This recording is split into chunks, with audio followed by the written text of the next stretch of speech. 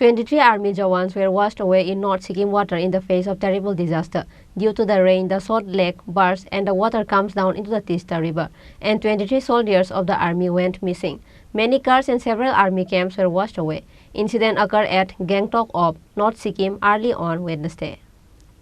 North Sikkim in the face of terrible disaster. On Wednesday morning, due to heavy rain, the Brakis Lake burst and the water rushed down to the Teesta. Suddenly, the water level of Teesta rises due to the arrival of lake water. 23 Army Jawans were washed away in North Sikkim water in the face of terrible disaster, and 23 soldiers of the army went missing.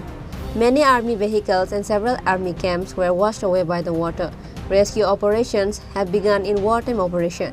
According to local administration sources, landslides have occurred in several places. Due to this incident, Chungtham is completely isolated. The Army's Eastern Command said the Brakis Lake in North Sikkim's Lachen Valley overflowed due to heavy rains. A large amount of water flows into the Teesta River after breaking the Chungtham Dam. As a result, the water level of Teesta rises by about 15 to 20 feet.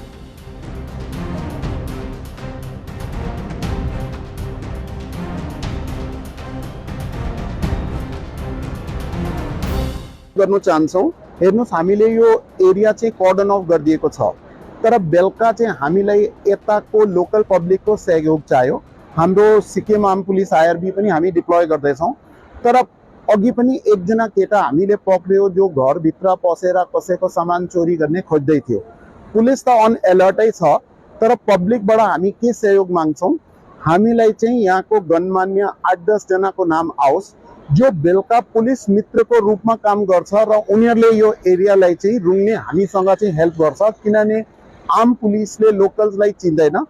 यस्तो incidents हामीले पहिला अन्य ठाउँमा पनि देखेको छ कि कति जना मान्छेहरुले यस्तो डिजास्टरको बेलामा कसैको घरबाट सामान चोरी दिन्छ के इम्पोर्टेन्ट सामान लगिदिन्छ पछि बेचारा त्यो फ्यामिलीहरु दुखी भएर थानामा आएर थेफ्टको कम्प्लेन गर्छ यो घटना नहोस् र एसएचओ सिङतामलाई यो हेल्प चाहियो दोस्रो हामी के नोट गर्दै छौं कति जना पब्लिकले आफ्नो मेन बाटोमा भेहिकल्स चाहिँ त्यसै छाडा छोडेर उनीहरु कुन चाहिँ घरमा बसिरहेको छ यसले चाहिँ धेरै ट्राफिकलाई डिस्टर्बेन्स गर्दैछ हामी अहिले अनाउन्समेन्ट्स गराउने छौं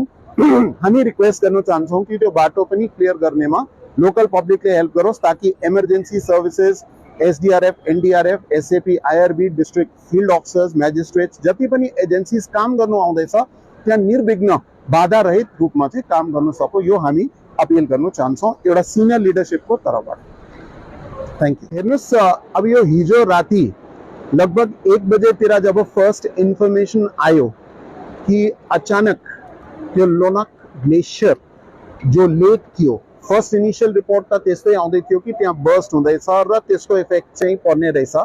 र त्यतिबेला हाम्रो एसपी ग्याङटकले इमिडिएटली अलर्ट जारी गर्यो त्यो अलर्ट जारी भइसकेपछि यहाँ हाम्रो एसएचओ सिङतामको नेतृत्वमा उनीहरुको सबै टिम बजार भरि आएर चाहिँ उनीहरुले अनाउन्समेन्ट गर्न थाल्यो त्यो अनाउन्समेन्टमा उनीहरुलाई पब्लिकलाई चाहिँ एकदम वार्न गर्दै थियो कि यस्तो प्रकारको घटना अहिले अलर्ट जारी हुँदैछ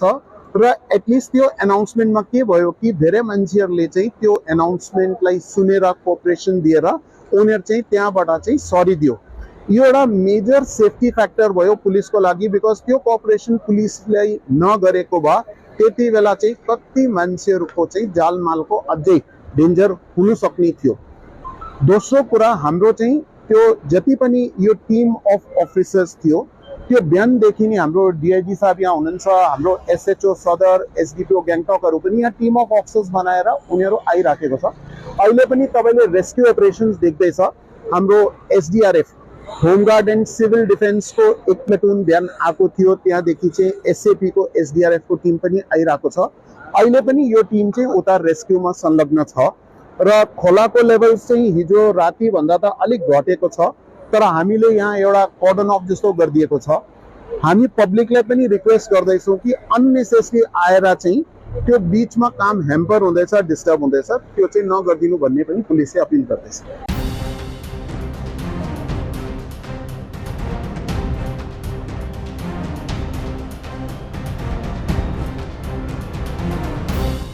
The Teesta started wreaking havoc in hilly Sikkim by crossing both sides. An army camp has been damaged in Singtam due to waterlogging. The entire camp, including army vehicles, went under the water. Rescue operations have begun in wartime operation. It is known that there was an army camp at Bardang near Singtam.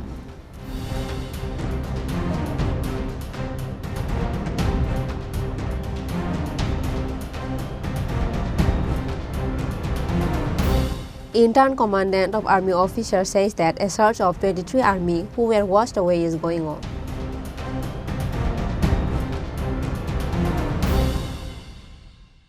Bureau Report, Chini Khorang.